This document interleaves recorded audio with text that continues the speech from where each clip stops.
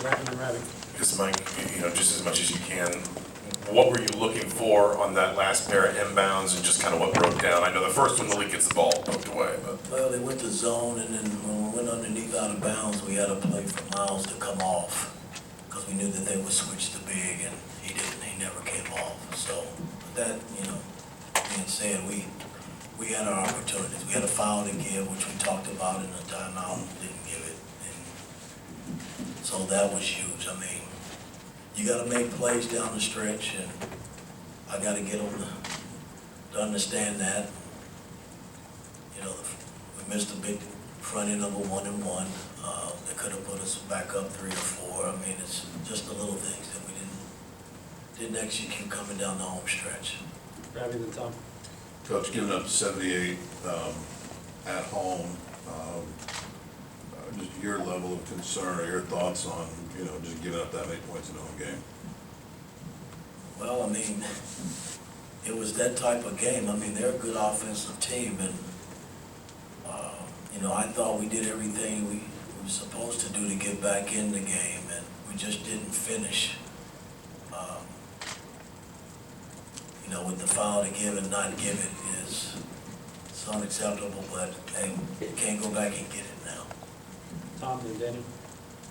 Just big picture with this. I mean, you obviously have to swallow this tough loss. What a game that ends like that, is that harder to swallow than others?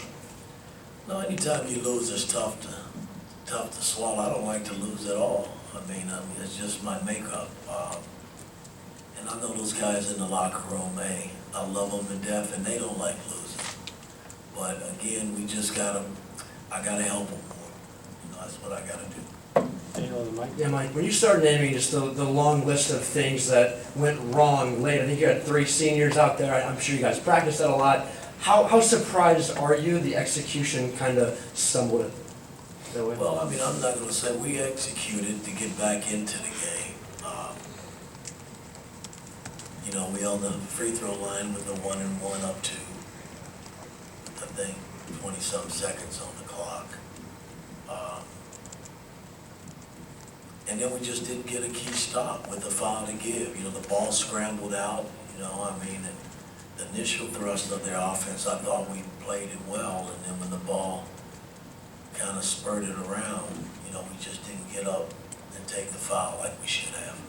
Mike and then Tom. You've mentioned kind of multiple times in the last couple of weeks about trying to get this team to play more consistently. Is there anything that you've done to try to change up, to try to reach them, or try to change your approach when, things have struggled? Today, getting the league back was a plus. He missed 6 games, guys, and I'm not using that as an excuse. We went 4-2 in that stretch with 3 games on the road, going 2-1, and he's lost a lot of his conditioning. And make no mistake about it, when you're playing teams like Maryland and Purdue, teams that got bigs, you got to play big. And I thought with Goody coming in off the bench tonight, he played his butt off and made plays, but a Derek Queen matching up with Goody is not a good match. And I thought Malik came on at the end and showed some fight, considering he hadn't played a whole lot here as of late. So we got to get him back in better condition. He played 20-some minutes tonight, and see if he can help us finish this 10-game run. Todd and Zach.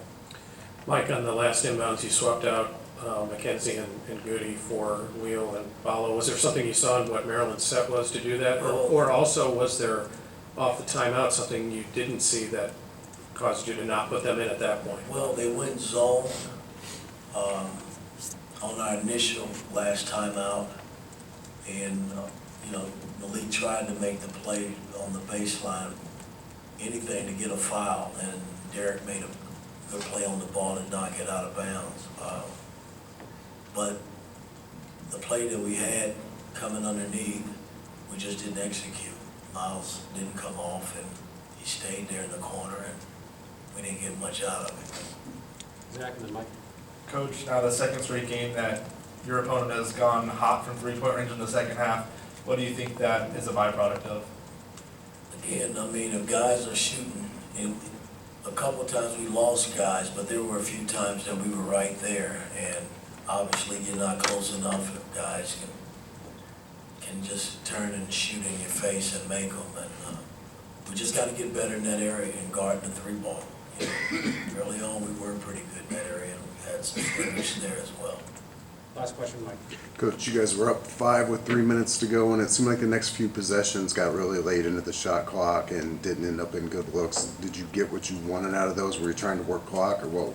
No, I wasn't really trying to work clock. You know, I thought Malik, rushed a little push shot that he had right there in the lane, kind of a little chippy to the few that he had just made.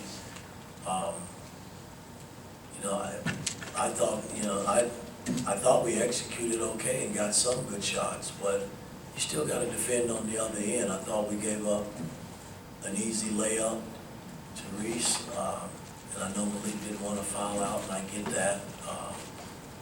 But, we can't give up layups. I mean, and especially in short clock situation. I mean, they got that early in the clock, so they didn't have to milk any of the time off the clock. So, I mean, it's a tough game. We just got to bounce back. Thanks, Coach. All right.